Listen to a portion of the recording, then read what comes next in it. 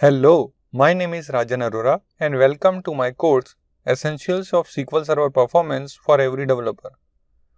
You are watching the video of Module 4 Finding Performance Bottlenecks in SQL Server, Part 3 Finding what SQL statements are currently executing. If you are new to this course, please start it from the course introduction video for better understanding. Thank you. Sometimes we have the need to see what statements are running right now in SQL Server. Imagine you have a situation where your application is running very slowly or maybe even appears to be unresponsive and you need to quickly be able to treat that situation. So you may be trying to figure out if this is a problem in the application code, maybe a web service you are calling is down, or maybe you have a query in SQL Server that takes very long time. So what you want to be able to do is look at SQL Server and quickly figure out what your app is doing in the database. And if the problem you are seeing is in the database tier, and so we can answer this question with a query like we see on our screen right now. This query seems quite long, but we will walk through it and we will see that actually it's pretty straightforward.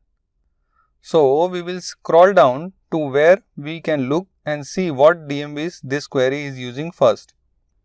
We see that what this query does is it joins together the DM exec sessions and DM exec request views so that we can get what statements are currently running for each session. Then we need to bring in the text of this statement, and we do that with the DM exec SQL text view, and the execution plan of the statement is brought in with the DM exec query plan view.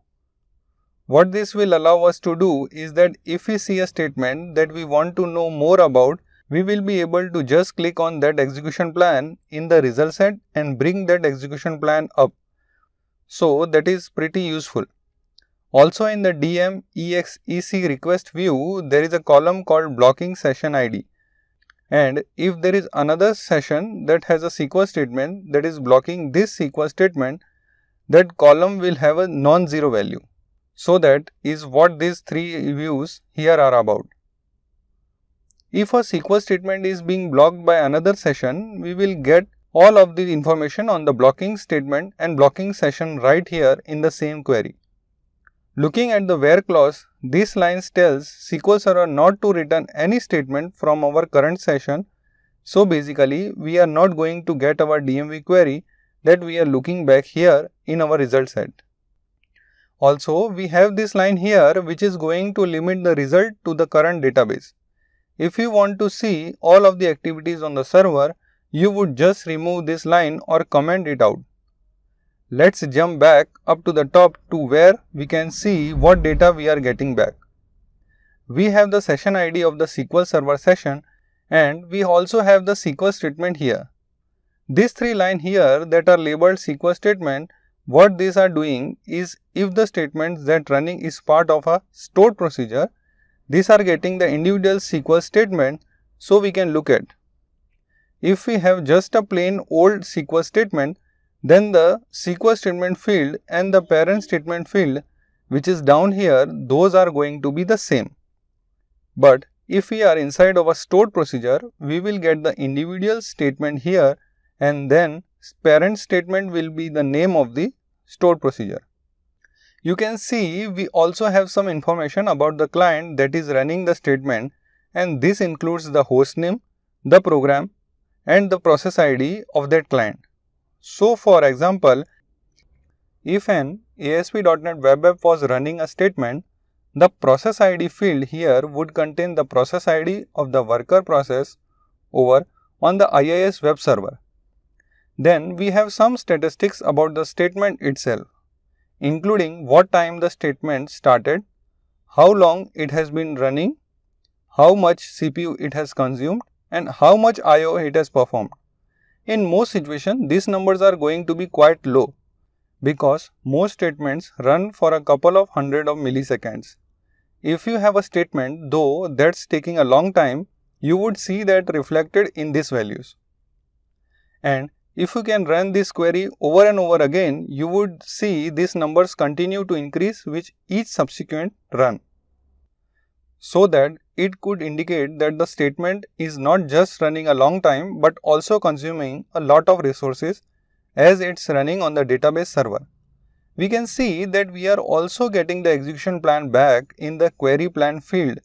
So if we do have a statement running, we can look and see what is doing inside of the SQL server. And then we also have the blocking session information. But this will only be populated if indeed our statement is being blocked. So let's go ahead and run this query and see what we get. So here we see that on my system at the moment that I run this query, we have few statements coming back. On a real production system, you would probably see more statements in more variety than what we are seeing here by just running locally on my laptop. We see all of the fields that we talk about. So if we want the SQL, it's right there, and then we also see some statistics. What I want to show you though is if I move over here to the right, we have the execution plan labeled in this query plan field. And I can just click on this. So Management Studio pop-ups the execution plan that's being used by the statement. And that's pretty useful, because we can see the actual execution plan that the statement is running. Especially, we have a performance problem in a production environment, because this can clue us in about what's actually happening up on our database server. It's useful to know what's running right now, but other times we want to be able to get a bigger picture view of performance and what statements are performing well and which ones aren't. So we will talk about a query that will do that for us in the next video. If you like this video, please do share, like and subscribe to my channel for more such videos. Thank you and see you in the next video.